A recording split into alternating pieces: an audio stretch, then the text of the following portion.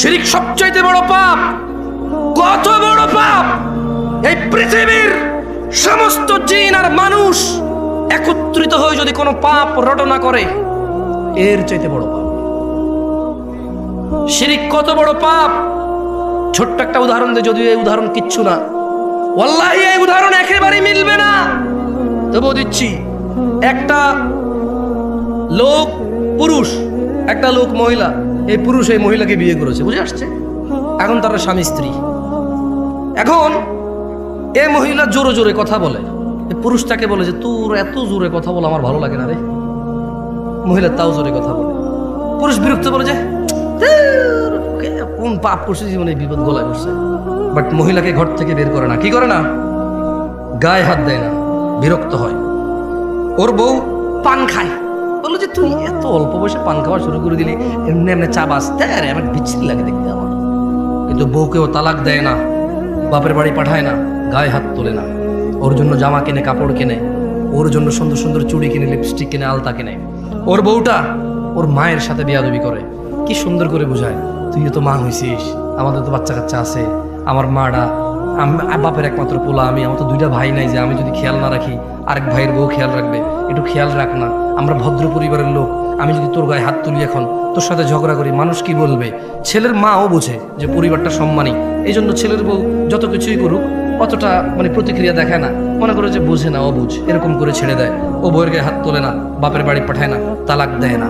ছেলেটা প্রায় তার বউয়ের মোবাইল এঙ্গেজ পায়। যখনই বলে তোমার মোবাইল ব্যস্ত পেলাম কেন, বউ বলে যে খালার সাথে কথা বলতেছি, মার সাথে কথা বলতেছি, বোনের সাথে কথা বলতেছি। সে প্রায় এঙ্গেজ পায়, বিরক্ত হয়। ছেলেটা তার বউকে বলে তুমি ফেসবুক কেন চালাও, আমার পছন্দ না।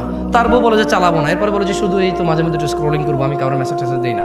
ছেলেটা প্রায় দেখে যে বউ ফেসবুক চালায়, সে বিরক্ত হয়, বউর গায়ে হাত তোলে না, বাপের বাড়ি পাঠায় না, তালাক দেয় না।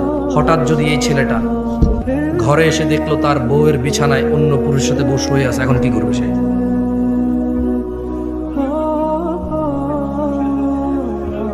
কেন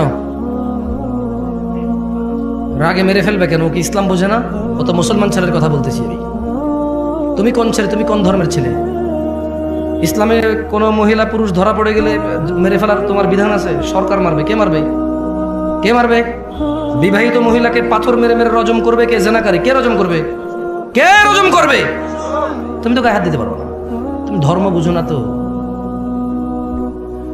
যটুক আছে ওটুক নিয়ে মস্করা করো, গজল গায়া গায়া। যটুক টুকটাক দেখা যায় ওটুক নিয়ে মস্করা করো, গজল গায়া, গান গায়া, সিনেমা নাটক করে, কৌতুক করে ধর্ম শিখাও। এখন সিনেমা করে দেখি তো টেলিভিশনে আসে। একটা ইসলামের শিক্ষা কোরআন হাদিস দিয়ে আর হচ্ছে না, এবার নাটক করে শিখাইতে হবে। এই পর্যায়ে চলে গেছো তুমি। কেন মারবা? মেরে ফেলবা কেন? ওর বউ আরেকজনের সাথে শুয়ে আছে, তুমি মেরে ফেলবা কেন? তোমার বউ, তোমার মেরে ফেলা বৈধতা আছে ওই মহিলাকে? বলে যে মেরে ফেলবে আগে। ওকে তালাক দেওয়া বৈধতা আছে, ওকে বাপের বাড়ি পাঠাই দেওয়ার বৈধতা আছে, মুসলমান শাসকের হাতে তুলে দেওয়ার বৈধতা আছে। যে বিচার হোক, আর বিচার হবে কেন? বিবাহিত মহিলা জানা করলো কেন? বিবাহিত পুরুষ জানা করলো কেন? ওর বিচার হবে। ওকে পাথর বেঁধে মেরে ফেলতে হবে। কে মারবে?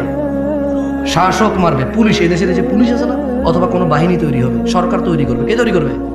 হুজুর আমাদের দেশ সরকার। তো আমি তোমার দেশ নিয়ে কথাই বলতেছি, আমি কথা বলতেছি ইসলাম নিয়ে। আমি কি এখন বাংলাদেশকে হিসাব করে করে কথা বললে হবে? ইন্ডিয়া, পাকিস্তান, সৌদি আরব, ইরান, নেপাল, ভুটান নিয়ে কথা বললে হবে? আমি কথা বলতে হবে ইসলামের বিধান নিয়ে। এবার কি তোমার আছে আর কি তোমার নাই? যা তোমার আছে তা তুমি পাবা, আর যা তোমার নাই জব তুমি আল্লাহকে দিবা। আমি এখানে কি করবো? কি করার আছে, কি ক্ষমতা আছে আমার করার? এই তোমরা কি কথা বুঝবো আমার? এখন এই ছেলেটা দেখলো তার স্ত্রী অন্য কারো বিছানায় শুয়ে আছে। আচ্ছা, এই যে তার মাকে কষ্ট দিল, এই যে মহিলা জোরে জোরে তার সাথে কথা বলে, এই যে মহিলা পান খায়, এই যে মহিলা সারা দিন ব্যস্ততা, মোবাইলে ব্যস্ত পায়, এই যে মহিলা ফেসবুক চালায়, ও কিন্তু তালাক দেয় নাই, দিছে? বলেন তো এবার ও রাখবে? আপনি বললে একটা পুরুষ, অথচ ওর বউকে যদি ওই পুরুষের সাথে না দেখতো, ও জানতেই পারতো না। এই কথা জানতে পারতো?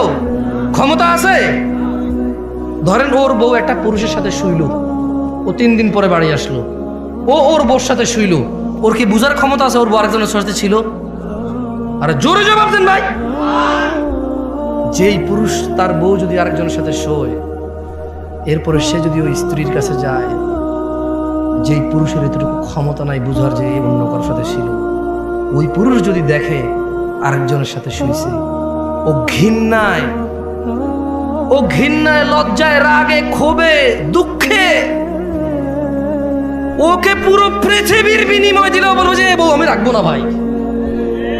যার ভিতরে ন্যূনতম লজ্জাবোধ আছে, গায়রাত আছে, গায়রাত মানে বোঝেন আত্মমর্যাদা, কি মর্যাদা, সে রাখবে না। তো বলবো যে ভাই এত কিছু জানি না, আমি জুলুমের শিকার হয়ে গেছি, ওর মোহর কত 20 লাখ, এ ভাই একটা কিডনি খুল লইয়া যায়, এটা সরা, দেখলে আমার মেজাজ গরম হয়।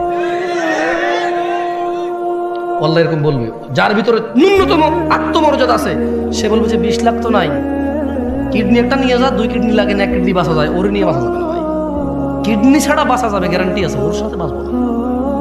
ও আমাকে ধোকা দিছে, ও আমার বংশ মর্যাদা নষ্ট করছে, ও আমার বংশ নষ্ট করে দিছে। এখন যে বাচ্চাটা আছে এটা কি আমার না আমার, আমি সেই সন্দেহে আছি।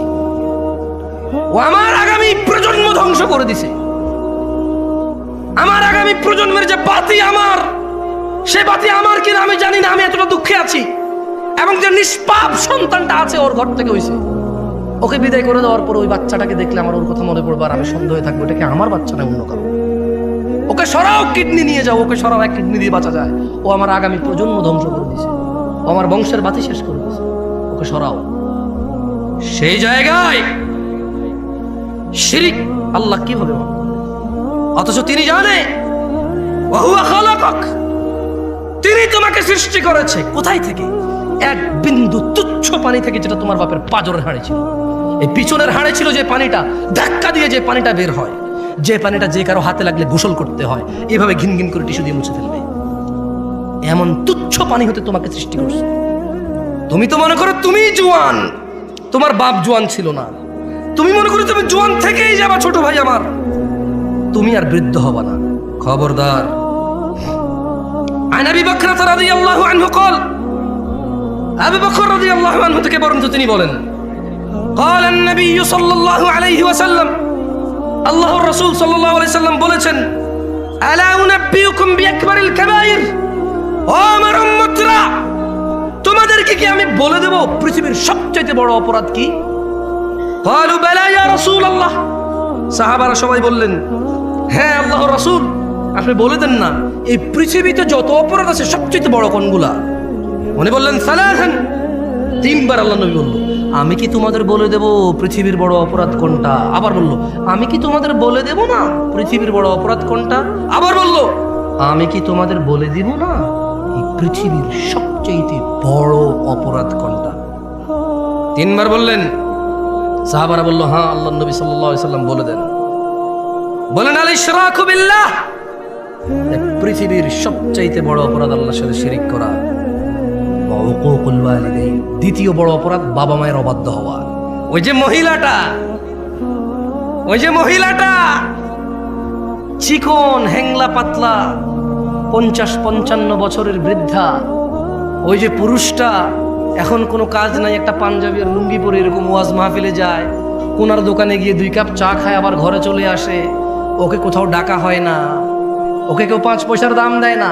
এই তুচ্ছ এই হ্যাংলা পাতলা বুড়া আর বুড়ি, আল্লাহর নবী বলছে এই বুড়া বুড়ির যদি তোমার মা বাপ হয়, ধাক্কা দিলে পড়ে যাবে যে লোকটার এখন চাকরিও নাই, ব্যবসাও নাই, তুমি যদি ওকে উপার্জন করে না চিকিৎসা করাও, না খাওয়াও, ও বেচারা অসুস্থতায় ভুগবে, ক্ষুধায় ভুগবে।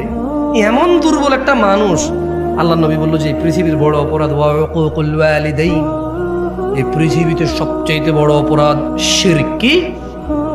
তারপরের অপরাধ হচ্ছে বাপ মায়ের অবাধ্য হওয়া। তুমি তো বলো হুন্ডা না কিনে দিলে ঘর কোপায় ফেলবা ভাই আমার, তুমি বলো তোমার বাপকে হুন্ডা না কিনে দিলে ঘর কোপাবা, তুমি বলো তোমার বাপকে জন্ম দিছিস কর্মদেশ না কা, বই পড়ে শিখবে এগুলো না? পাগল ছেলে, ওর ক্ষমতা কত জানো?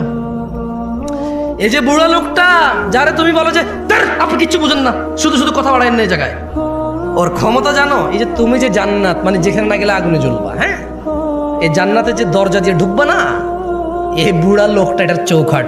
এটা কি চৌখাট? এটা নাই মানে দরজাই নাই, এটা নাই মানে কি দরজাই। বোঝো ওর ক্ষমতা বোঝো। নেতার সাথে লাগবা, একবারে পিটায় সোজা করে দিবে। ভয় তুমি সুন্দর ব্যবহার করো। কোন প্রশাসনের সাথে লাগবা, মামলা মোকদ্দমায় ফেসে যাবা।